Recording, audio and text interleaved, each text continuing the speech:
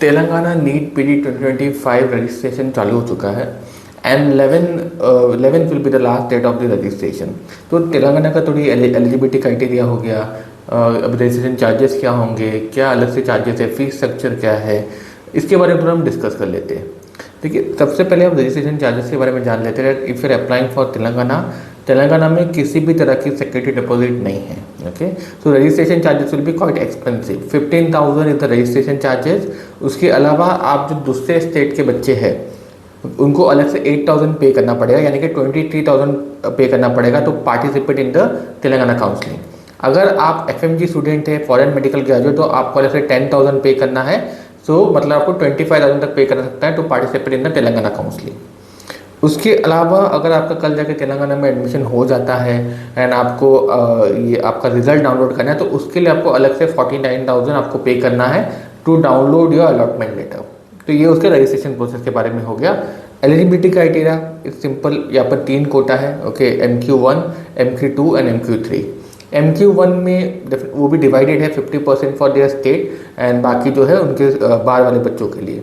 तो अगर आप आउट ऑफ स्टेट स्टूडेंट है, आप MQ1 में अप्लाई कर सकते हैं फॉर नॉर्मल कोटा, जिसकी fees structure will be around 23 to 24 lakh के आसपास फीस स्ट्रक्चर है नॉर्मल कोटा की।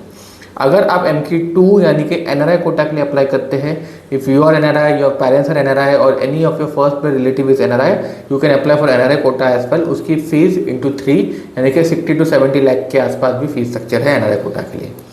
MQ3 which is an institutional quota, अगर आपकी कोई रिलेटिव अगर किसी पर्टिकुलर कॉलेज में काम करे तो उनके जो आपको इंस्टीट्यूशनल कोटा मिलता है, ऐसा कंप्लीट डिफरेंट है।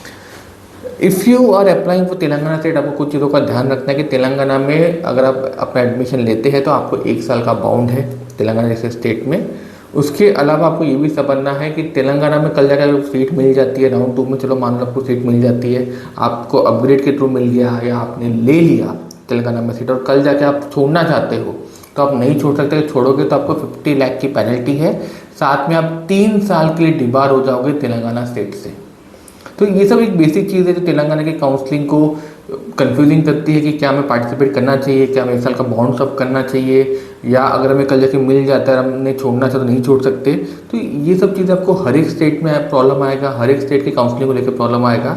आप हमारे साथ कनेक्ट कर सकते हैं, मैथ्यू के साथ हम थोड़ा आपको डिटेल में गाइड करेंगे, या फिर आपको ये कन्फ्यूजन कि मुझे मेरे रैंक पे क्या मुझे रजिस्ट्रेशन करना चाहिए तेलंगाना स्टेट का, किसी भी स्टेट का, उसके लिए भी आप हमारे साथ कनेक्ट कर सकते हैं। डिस्क्रिप्शन में हमने नंबर दिया होगा, उसमें आप कॉल करके हमारे साथ एक अपॉइंटमेंट बुक कीजिए।